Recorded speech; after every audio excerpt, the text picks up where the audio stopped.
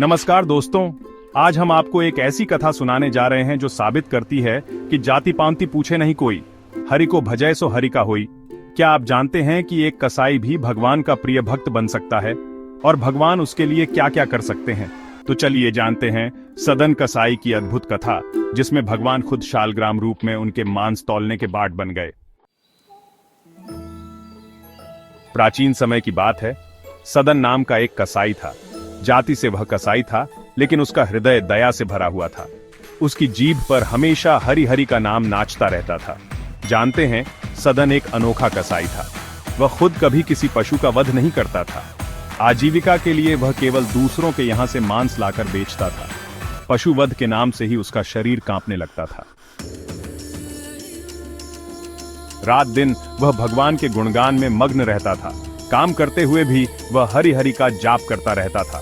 लेकिन दोस्तों, सबसे मजेदार और चमत्कारिक बात यह थी कि सदन के घर में भगवान शालग्राम रूप में विराजमान थे। और मजे की बात यह कि सदन को इसका पता भी नहीं था। वह शालग्राम को महज एक चमकीला पत्थर का बाट समझकर उससे मांस तौला करता था। सोचिए दोस्तों, भगवान स्वयं उसके हाथों से छूकर मांस तौलने का काम कर रहे थे। एक दिन एक साधु सदन की दुकान के सामने से गुजर रहे थे। उन्होंने देखा और तुरंत पहचान गया कि वह बाट कोई साधारण पत्थर नहीं, बल्कि शालग्राम भगवान है। साधु को बड़ा दुख हुआ। अरे, भगवान शालग्राम इस अपवित्र स्थान पर क्यों हैं? साधु ने सदन से वह बाट मांग लिया और सदन ने भी बिना किसी हिचकिचाहट के अपना बाट दे दिया। साधु ने अपनी कुटिया में जाकर विधिपूर्वक शालग्राम की पूजा की। लेकिन रात को क्या हुआ?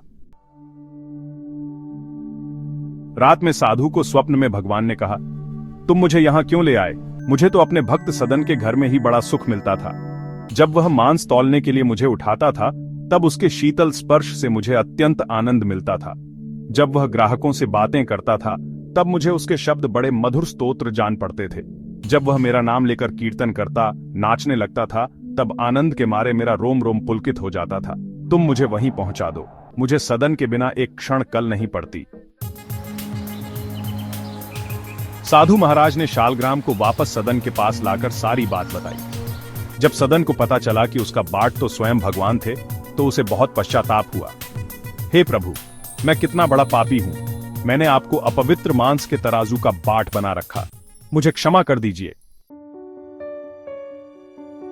सदन को अपने व्यवसाय से घृणा हो गई। उसने निश्चय किया कि वह शालग्राम को लेकर पुरुषोत्तम क्षेत्र जगन्नाथपुरी जाएगा। यात्रा के दौरान एक गांव में सदन रात को एक घर में रुका। वहां एक दुष्ट स्त्री ने उस पर बुरी नजर डाली। आधी रात को वह सदन के पास आकर अनेक अशिष्ट चेष्टाएं करने लगी।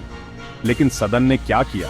उसने हाथ जोड़कर कहा, तुम तो मेरी माता हो, अपने बच्चे की परीक्षा मत लो मां।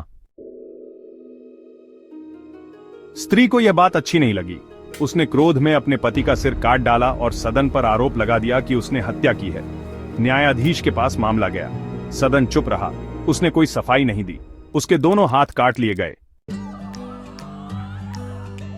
क्या आप सोच सकते हैं, एक निर्दोष व्यक्ति के हाथ कट गए, लेकिन उसके मन में भगवान के प्रति जरा भी रोष नहीं आया। वह तो भगवान का नाम लेते हुए जगन्नाथपुरी की ओर चल पड़ा।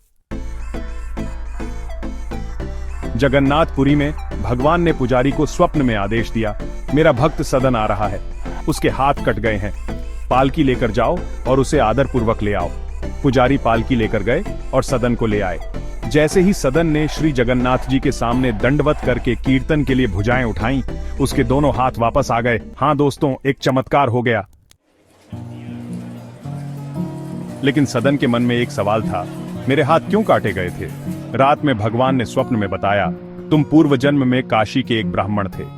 एक बार तुमने एक गाय को कसाई के हवाले कर दिया था। वही गाय उस स्त्री के रूप में थी और कसाई उसका पति था। तुम्हारे पूर्व जन्म के पाप का फल तुम्हें मिला और अब तुम पाप से मुक्त हो गए हो। सदन भगवान के प्रेम में विभोर हो गए। बहुत काल तक नाम कीर्तन, गुणगान और भगवान के ध्यान में मग्न रहकर अंत में उन्होंने श्री जगन्नाथ जी के चरणों में देह त्याग कर परम धाम की प्राप्ति की।